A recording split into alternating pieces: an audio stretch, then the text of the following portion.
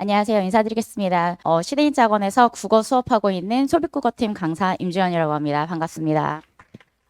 아침 일찍부터 이렇게 자리해 주셔서 정말 감사드립니다. 2028 입시가 많이 바뀌게 되잖아요. 바뀌게 되면서 저도 이제 공부를 많이 해야 하는 입장입니다. 아이들에게 어떻게 가르쳐야 하는지, 무엇이 달라지고 있는지, 그리고 우리가 어떤 방향으로 국어 공부를 해나가야 하는지 이런 얘기를 조금 드리려고 하는데요. 사실 앞에서도 그러니까 이제 나중에 입시 전략 이사님께서도 말씀해 주셨겠지만 국어는 그렇게 크게 입시의 방향이 달라지는 것이 많지는 않습니다. 그래서 제가 오늘 가장 강하게 말씀드리고 싶은 것 하나는요. 국어는 공부해야 한다입니다. 그러니까 제가 지금 이렇게 생긴 설명의 자료집이 아마 다들 가지고 계실 거예요. 혹시나 메모가 필요하시거나 하시면 이 부분에다가 메모를 해주시면서 같이 이야기를 해보도록 하겠습니다. 저도 좀 첫 설명하다 보니까 많이 떨립니다. 그래서 지금 약간 목소리가 조금 살짝 떨리는 게 느껴지시나요? 네, 저 되게 떨리고, 아니에요. 네. 되게 떨리고 있거든요. 먼저 수능 국어가 저희가, 이전에 수능 국어, 그러니까 27년까지 그 실세되는 국어와 그리고 2028년 개편한 국어가 달라지는 점이 무엇이냐면 지금은 아이들이 공통 과목으로 독서와 문학을 공부를 하고 있고요. 선택 과목으로 화작과 언매를 선택해서 공부를 하고 있습니다. 그러니까 자기가 문법을 잘 못해요. 그러면 화법과 작문을 선택해서 수능을 볼 수가 있고요. 내가 문법을 좀 잘해요. 그러면 언어와 매체를 선택해서 국어를 시험을 볼 수가 있습니다. 그런데 2028년 개편안부터는 공통으로 다 바뀌게 되면서 일단은 1학년 과정에서 국어라는 교과목은 그대로 공부를 합니다. 그런데 이제 2학년과 3학년에 올라가게 되면서 교과목이 달라져요. 명칭이 달라지는데 그 달라지는 명칭이 화법과 언어, 그리고 독서와 작문, 그리고 문학이라고 하는 교과목으로 교과목 명칭이 변경이 되면서 이 모든 교과목이 수능에 포함이 됩니다. 그러니까 화법과 작문을 안 했던 애들이 만약에 재수를 한다. 그러면 화작을 해야 하고요. 언어와 매체를 안 했던 애들이 만약에 재수를 한다. 그러면 언어와 매체를 해야 합니다. 긍정적인 사인을 하나 드리면 재수생이 덤비기가 어렵다는 겁니다.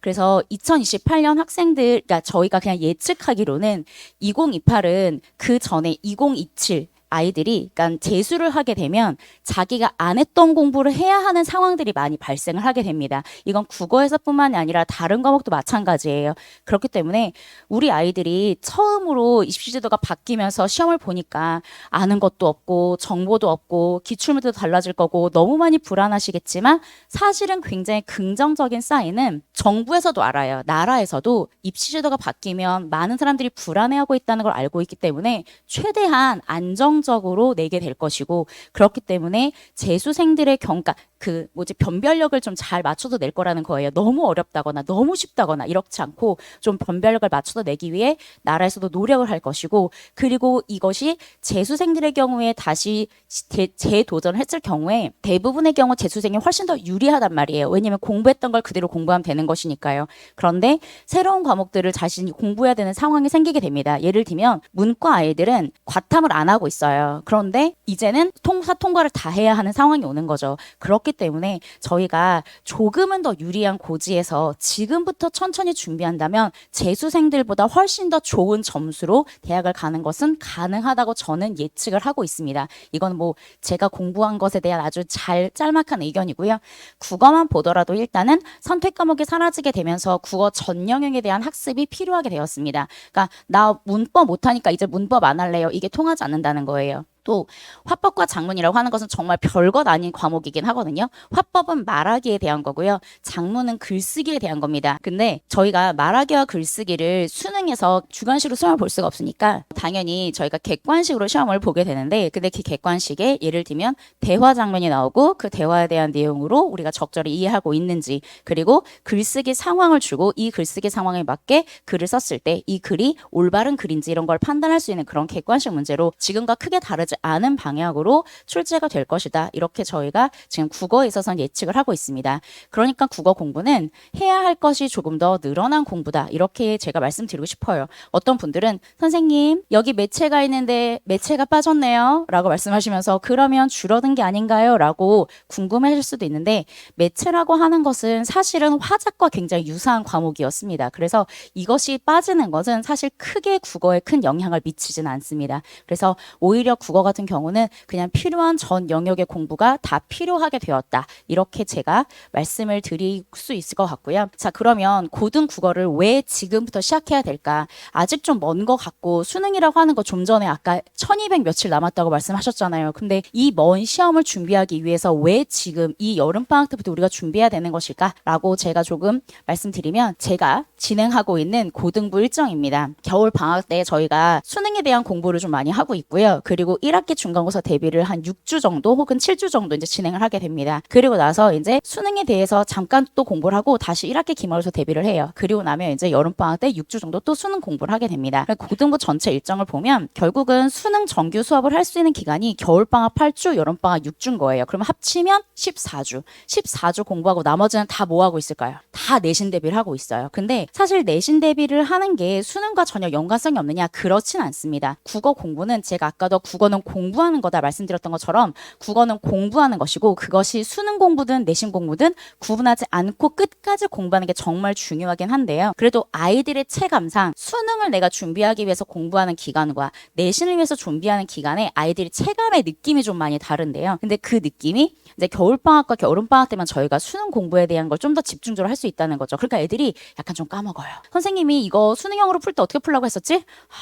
막 이렇게 하게 된다는 거죠. 그래서 저희가 지금 시즌 1부터 시즌 4까지 예비고일 수업을 준비를 하고 있습니다. 그런데 일단 여름방학에 저희가 7주 수업을 하고 그다음에 가을에 아이들이 기말고사 보기 전인데요. 3학년 2학기 기말고사 보니까요. 그때 6주 수업을 하고 그리고 기말이 끝나고 나서 그러니까 수능이 끝나고 나서인데요. 수능 끝나고 나서 또 6주 수업을 하고 1월과 2월에 8주 수업을 합니다. 이렇게 되면 총 27주간의 수능 공부를 집중적으로 할 수 있는 기간이 되는 것이고요. 이 기간 동안에 제가 욕심을 부리지 않으려고 합니다. 욕심을 부리면 사실 시즌 1에 모든 과목 다 공부할 수 있어요. 현대시 조금, 소설 조금, 문법 조금, 화법 조금, 작문 조금 다 시킬 수 있거든요. 그런데 저는 그거 원하지 않고요. 과목별로 좀 나누어서 진행을 하려고 합니다. 그런데 여기 이렇게 쭉 보시면 선생님 화작이 없네요 라고 말씀하실 수 있어요. 화작은요 솔직히 말씀드리면 공부할 양이 그렇게 많지 않습니다. 그래서 문제풀이 하면서 문제는 항상 줘요. 문제는 주거든요. 문제풀이 하면서 그 문제에서 어려운 경우라든지 아니면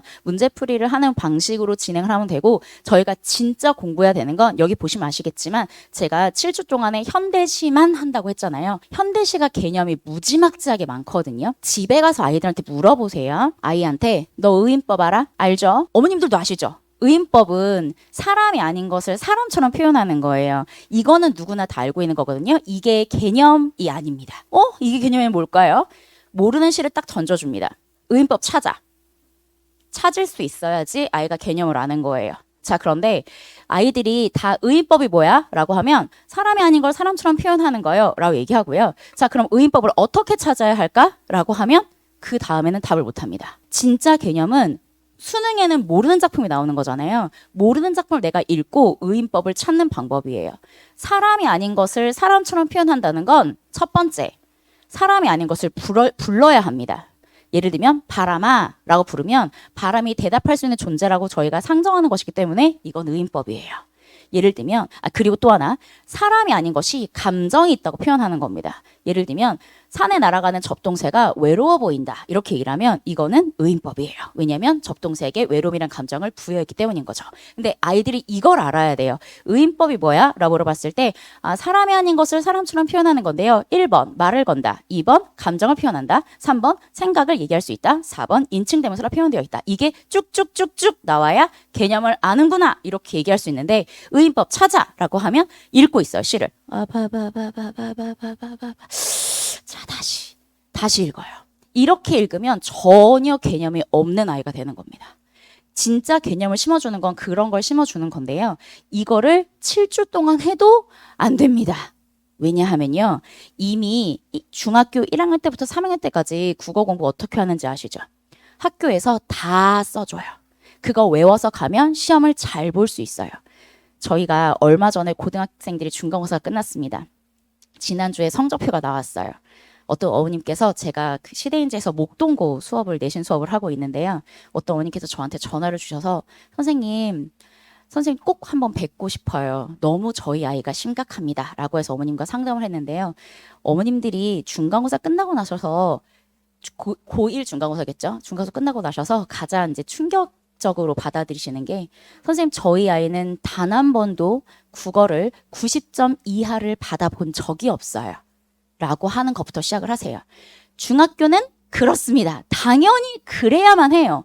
왜냐하면 암기에서 가는 것이고 성실성을 물어보는 것이기 때문이에요. 그런데 고등학교는 다릅니다. 학교 시험에 모르는 작품이 너무나 많이 나와요. 그 모르는 작품을 내가 스스로 읽고 의인법 찾아야 되고 역설법 찾아야 되고 직유법 찾아야 되는데 그거를 못 찾으면 시험을 볼 수가 없는 거예요. 그러니까 진짜 중요한 개념 공부가 그 전에, 그러니까 아이들의 머릿속에서 아예 바뀌어서 입력이 되지 않으면 애들은 계속 국어를 암기식으로만 공부를 하게 됩니다.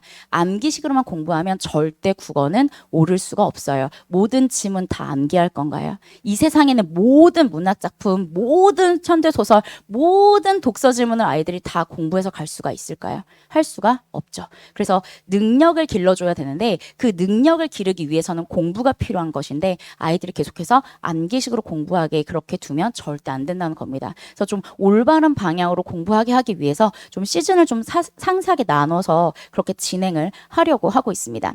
지금이야말로 제대로 집중적으로 국어 공부해야 하는 그런 시기라고 저는 생각을 하고 있습니다. 그리고 지금부터 하면 학원 드리는데 정말 아이들이 달라집니다. 지금부터 꾸준히 하면 정말 달라져요. 그런데 지금부터 꾸준히 하면서도 제 말을 들어야 돼요. 무슨 말이냐면 얘야 문제 풀 때 이 문제가 너한테 뭘 요구하는지 좀 생각을 해봐라. 너 문제 풀 때 뭘 열심히 읽니? 적절하지 않은 것은 이걸 열심히 읽어요. 적절한 것은 열심히 읽어요. 그거 의미 없거든요. 뭐가 있는지 기준이 있어야 되잖아요. 그 기준을 아이들이 아무도 몰라요. 이 문제를 풀 때 나는 그동안 적절한 것을 적절하지 않은 것으로 골라오고 적절하지 않은 것을 적절한 것으로 골라왔으니 적절하지 않은 것과 적절한 것에 밑줄이 서 있는 걸 보면 이것이 가장 중요한 말이다 라고 생각해서 그걸 열심히 공부하는 거예요. 그런데 그게 아니라 기준이 있어야죠. 무엇에 대해 적절하지 않은 것일까? 무엇에 대해 적절한 것일까? 내가 선지를 볼 때 어떤 기준에 따라서 OX를 해야 될까라고 하는 그런 것들에 대한 머릿속에 문제풀이 방식부터 달라져야 하는 것이고 그거를 가르치기 위해서 그 많은 시간들이 필요하다는 것입니다. 자, 그러면 국어 공부에 대한 오해를 하나씩 말씀드려 볼게요. 많은 어머님들이 이렇게 생각하십니다. 언어적 감각은 성적을 좌우하게 되는 것이다. 우리 아이는 선생님 책을 안 읽었어요. 책을 안 읽은 게 너무 걱정이 되고 이 아이는 책을 안 읽어서 책을 읽을 줄을 몰라요. 맞아요. 아이들이 책을 정말 안 읽었다는 것도 알고요. 책을 잘 읽을 줄 모른다는 것도 압니다. 제가 딸이 하나 있어요. 저희 딸이 초등학교 2학년입니다. 애기죠. 네. 이 애기를 제가 문해력 공부를 시킵니다. 그런데 왜냐면 저도 이제 엄마고요. 고등학생들을 가르치다 보니까 뭐가 필요한지 아니까요. 이제 시키는데 얘한테 하면서 항상 뭘 시키냐면 이거 누가 말했어? 이건 누가 말한 거야? 이거는 누구 대사야? 소설 읽을 때 이걸 물어봐요. 이거 누가 말한 거야? 이걸 물어봐요. 왜 물어보냐면 애들이 그걸 못하거든요. 그걸 못해서 내용 파악이 안 되는 거예요. 그러니까 예를 들면 뭐 까마귀와 까치가 대화를 나눠요. 근데 까마귀가 까치한테 말하는 거예요. 너는 너무 까맣게 생겼어. 그럼 여기서 너가 누구야? 이러고 물어보는 거예요. 그런데 이게 되어야지 문제를 풀 수 있거든요. 좀 이따가 제가 현대소설 하나를 보여드릴 거예요. 근데 이런 책 읽기가 물론 중요합니다. 그런데 제가 지금 얘기 드리는 건 어떻게 읽는지가 중요한 거예요. 그냥 많이 읽는 거 말고요. 어떻게 읽었는지가 중요하고요. 근데 그게 지금 안 되어 있다 하더라도 이제부터 고치면 됩니다. 고치는 방향으로만 읽어주시면 얼마든지 잘할 수 있습니다. 지금 여기 나와 있는 게 작년에, 그러니까는 2023년인데요. 제가 올해 시험 문제에서 좀 적절한 예시를 찾기가 어려워서 작년 시험 문제를 가져왔습니다. 작년 3월에 고1 학력평가 시험인데 여기 보시면 이 문제가 지금 두 개의 시를 비교하는 것이고요. 서리법, 청각적 심사항, 이게 격정적 어조란 말 보이세요? 그리고 옆에는 단정적 어조가 있거든요. 격정적 어조가 뭘까요? 그러니까 이걸 알아야 되는 거예요, 애들이. 격정적 어조가 뭐야? 그러면 감정이 격렬한 거예요. 자, 어떻게 찾지? 감정이 센 거? 자, 그러면 얘는 감정이 세, 안 세? 센가? 이거는요, 느낌이잖아요. 느낌으로는 객관식 문제를 풀 수 있을까요, 없을까요? 아니에요. 풀 수가 없어요. 격정적 어조, 감정이 격렬한 거 맞아요? 격정적 어조는 어떻게 표현할까? 1번. 영탄법을 써야지. 2번, 감정적 언어가 겉으로 드러나야지. 이게 있어야 되는데 애들이 감정이 센 거? 어떻게 찾지? 읽어서? 그게 아니라는 거예요. 그러니까 언어적 감각이 아니고요. 뭘 찾아야 되냐면 개념을 찾아야 되는 거예요. 그럼 단정적 어조는 뭘까요? 이것도 모르죠. 단호한 거. 단호한 것도 어떻게 찾아? 센 거? 그럼 이거랑 같은 거네? 같은 거잖아. 응?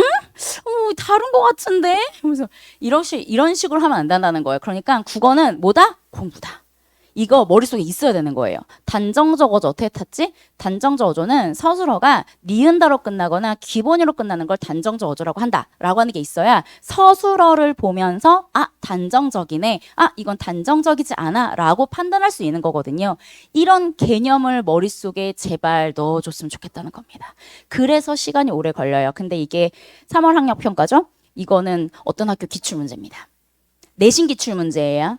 자, 잘 보세요. 자연물이나 추상적 관념을 사람에 빗대어 주제의식을 드러내고 있다. 그러면 애들이 자연물이나 추상적 관념을 사람에 빗대어라고 했으니까 뭘 찾아야 되는 걸까요? 그렇죠. 맞아요. 의인법을 찾아야 되는 거예요. 그런데 어떤 시에는 자연물을 의인화해야 되는 거고 어떤 시는 추상적 관념을 의인화해야 하는 거예요. 그런데 추상적 관념이 뭘까요? 몰라요. 그러니까 문제를 못 풀어요. 근데 이게 무슨 문제라고요? 내신 문제라고요. 앞에 있는 문제와 이 문제가 결국 뭘 물어보고 있었을까요? 개념을 묻고 있었습니다. 그러니까 수능 개념이 안 되면 내신 문제를 풀 수가 없다는 거예요. 그러니까 수능과 내신을 구분해서 공부하는 게 아니고 수능 공부를 쭉 하고 있어야 내신에 그대로 적용이 되어서 성적이 나오게 된다라고 하는 겁니다. 언어적 감각이 아니라요. 개념의 힘으로 문제를 풀고 선지를 누를 수 있어야 된다라고 하는 겁니다. 그래서 국어는 제대로 공부를 해야 성적이 나오는 그런 과목이고요.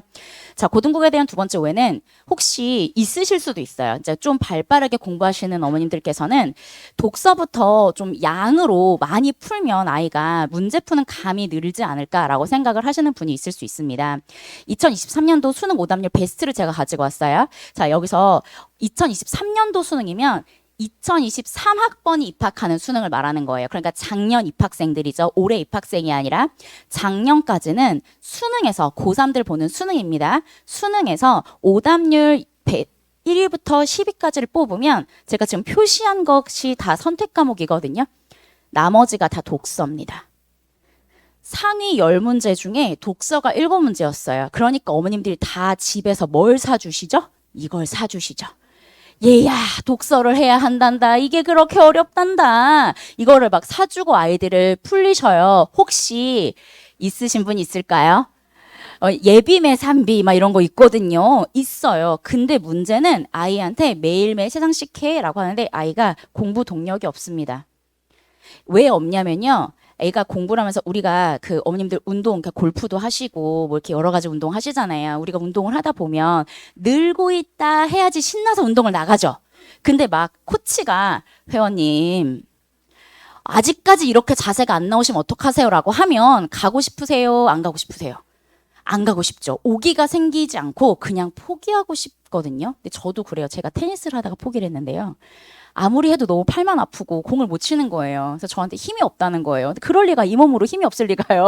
그래서 아닌데 그랬더니 선생님이 저한테 테니스는 체질이 아닌 것 같다면서 그래서 제가 테니스를 포기했거든요. 결국은 재밌어서 시작했다가 애들도 마찬가지거든요. 국어는 그러니까 공부를 하다 보면 문제 푸는 만큼 내가 문제를 잘 풀어야 신이 나서 문제를 쭉쭉쭉 푸는데 독서 매산비를 풀 때 되면 어떤 느낌이냐면 첫 번째 날은 뭐 엄마 하라 하니까 해요. 두 번째 날도 하라 하니까 해요. 근데 3일, 4일, 5일 지나면서 나는 분명히 문제를 풀고 채점을 하고 답을 맞추고 있는데 3일 차와 5일 차와 2일 차와 10일 차와 달라지는 게 없는 거예요. 그러니까 공부를 하고 싶지 않은 거죠. 근데 왜 안 달라질까요? 읽기 방법이 틀렸으니까요. 잘못된 읽기 방법으로 계속 감으로만 문제를 풀고 있으니까 안 되는 거거든요. 그래서 저는 이거를 제발 아무것도 모르는 아이들한테 시키지 말라고 말씀을 드리고 싶습니다. 애들이 읽기 방법을 안 다음에 그 다음에 문제를 푸는 게 맞는 거지 아무것도 모르는 애한테 이렇게 하는 거예요. 숫자를 이제 막 깨우친 애한테 곱하기 해. 나누기 해. 미적을 왜 못 풀어 네가? 이렇게 얘기하는 거예요. 아니 숫자밖에 모르는데 그걸 어떻게 풀겠어요? 애들은 지금 한글만 아는 상태입니다. 제가 생각하는 중3은요. 한글을 알아요. 그리고 다행히도 읽을 줄 알아요. 그리고 말하면 약간 이해는 해요. 근데 글은 못 읽어요, 얘네는.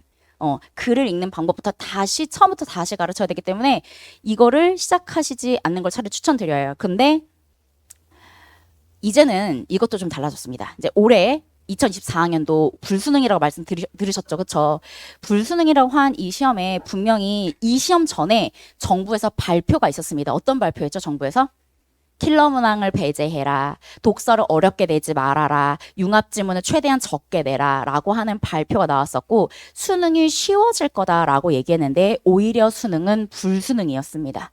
그리고 지금 여기 보시면 제가 지금 일부러 색깔 좀 다르게 해서 표시를 해드렸는데요. 독서가 4문제, 그리고 현대 문학이 4문제, 문학이 4문제, 고전시가 껴있으니까요. 문학이 4문제, 그리고 제가 지금 언어와 매치 기준을 했기 때문에 선택 과목이 2문제. 결국은 오답률이 골고루 나온 거다. 이렇게 볼 수가 있습니다. 그러면 이제 독서만 해야 된다라고 하는 공식도 깨지게 된 거죠. 그럼 대체 뭐부터 해야 되는 걸까? 2023년도 수능에 대해서 이렇게 얘기했습니다. 킬러 문제는 없었지만 어려웠다. 쉽게 읽혔지만 정답이 보이진 않았다. 이건 독서 얘기하는 거예요. 독서 지문이 되게 쉽게 읽혔대요. 그런데 정답은 안 보였대요.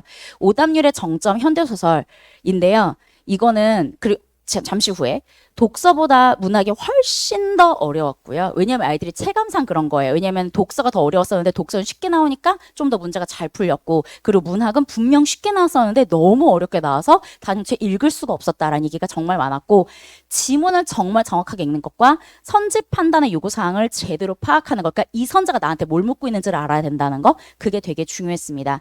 읽어보실 수 있을까요? 이게 이번에 나왔던 논란의 정점 현대소설 지문입니다. 이렇게 시작하고 있어요. 한참 정유와 별의별 말을 다 오고 가고 하였을 때 불단집에서 막 설거지를 하고 나오던 갑순이 할머니가 뛰어나왔다. 몇 가지 알겠어요? 다음. 갑득이 어미는 경우에 따라서는 그들 모녀를 상대하여서도 할 말에 궁하지 않다고 은근히 마음에 준비가 있었던 것이나 뜻밖의 또 갑순이 할머니는 자기 딸의 역성을 들려고 하진 않고 뭐라고요? 뭐라고? 뭐 어떻게 읽었어야 됐을까요? 인물 정리를 하면서 읽었어야 됐습니다. 근데 애들이 마음이 급하잖아요. 그러니까 읽는 거예요. 바라바라바라바라바라. 잠깐만, 정의가 나왔고 갑순이 할머니가 나왔고 여기 갑득이 어미가 나왔고 그리고 갑순이 딸이 할머니가 다시 나왔는데 자기 딸의 역성을 들었고 그들 모녀는 대체 누구고 이런 거를 다 정리하면서 읽어야 되는데 애들은 그냥 바라바라바라바라 읽으니까 무슨 말인지 모르고 여기 애초에 네가 말 실수한 게 잘못이지라고 하는 게 누가 하는 말일까요? 갑순이 할머니가 하는 말이 누구한테 하는 말이죠? 딸에게 하는 말이죠. 자, 그럼 여기서 너는 누굴까요? 그죠, 딸이죠. 그쵸? 이거를 해야 되는 거예요, 애들이. 근데 이 딸이 누구냐면 정이에요. 이 딸이 정이에요. 그러니까 어떤 상황이냐면 갑득이 엄마랑 갑순이 할머니 나오니까 왠지 어머 갑자 돌림 같은 집안인가 봐 이렇게 생각하실 수 있는데요. 전혀 다른 집이에요. 더 다른 집이고 갑순이 할머니가 그러니까 갑순이 할머니의 딸인 정이와 갑득이 어머니가 싸움이 있었던 거예요. 근데 그 싸움에 있어서 갑순이 할머니가 자기 딸, 그러니까 정이한테 야, 네가 말 실수한 게 잘못이야. 남을 탄에 뭘 하니? 그러니까 남을 한탄해서 뭐 하니? 그래서 남은 누구 말할까요? 갑득이 엄마를 탓해서 못하겠니? 뭐 이런 뜻인데 이거 애들이 그냥 뭐라고? 이게 지문이요 엄청 길었어요.